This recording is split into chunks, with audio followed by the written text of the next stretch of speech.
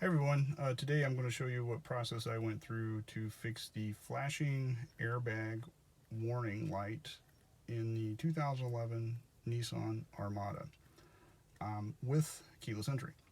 So I watched several videos online for this, and let me show you which flashing light we're talking about.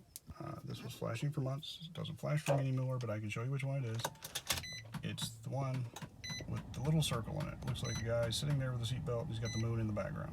That one, instead of going off like it just did, because I fixed it, it would just flash at a pretty steady pace all the time. It was doing that for months. And the flash was, you know, it was a fairly fast flash, right? It started out slow, but it was actually fast flash.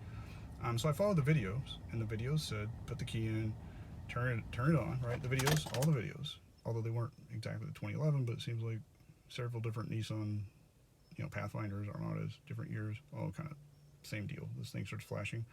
They say if you like change out the radio or do something to the seat, we didn't do anything, it just started flashing. Who knows? Maybe we hit something.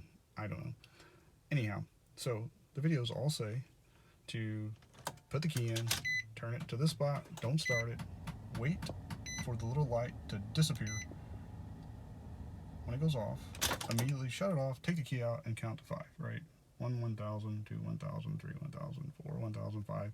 Do the thing again. Do that 3 times, right? That's what the videos said, and people, I watched people do it, and it fixed it for them, right? And I was like, but that never worked for me. I did that like 10 times, and I kept thinking, well, maybe I'm not waiting long enough for the 5,000 seconds, or maybe I'm waiting too long for the 5,000 seconds, or who knows, right? But it just didn't work. Did it a lot of times. And here's what the magic was. So, those of you, let me put this down here so you can see it. Try not to turn this off this time. But I have this overpriced keyless entry,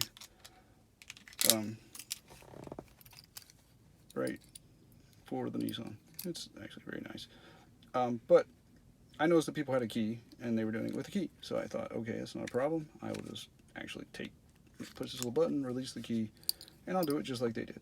So, I took this thing, set it down here out of the way, and I ran the same test over and over with the key.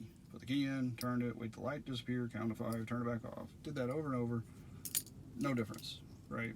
So just by chance, I'm like, well, let me just see, right? My theory was that having this little thing, which, allows me to actually just do this, right, without a key. I mean, that's the whole point, right? I can come here and do it as long as this thing is within, 10 feet of the car or something like that. It'll let me do that. And my thought was, because I've got this, maybe it's not really turning it off, right? Disengaging the way the people are in the video, because they don't talk about having this or not having this, they just have a key. So I thought, on a whim, let me go just take this thing, so I took this like into the house, right, into the garage, which was, about 30 feet away at the time. And I came back with only a key, and I ran the test.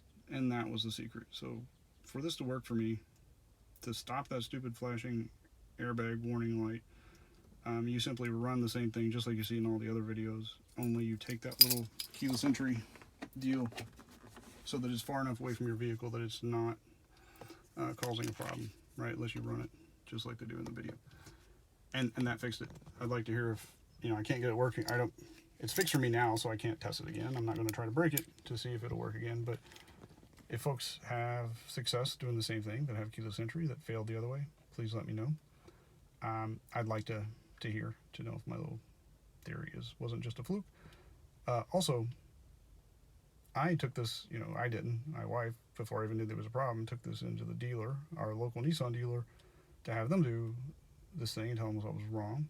And these guys just simply came back and did nothing, charged $140, and said, we will change out the airbag sensor.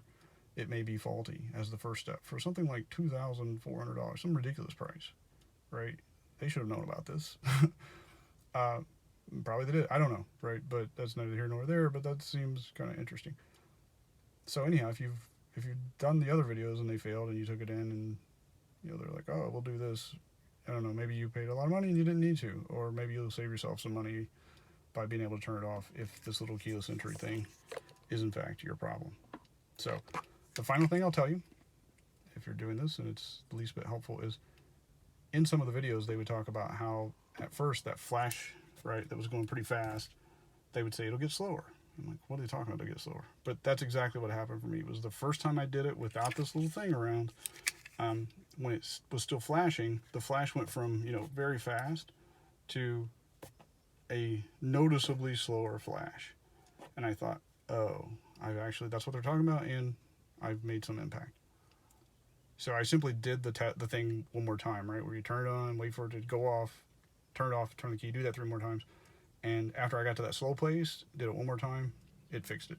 You know, now when I turned on, as you saw, whether I turn just the key on, it goes off and it stays off, or whether I start it, do whatever, it's all fixed. So that was magic. Thanks, and good luck.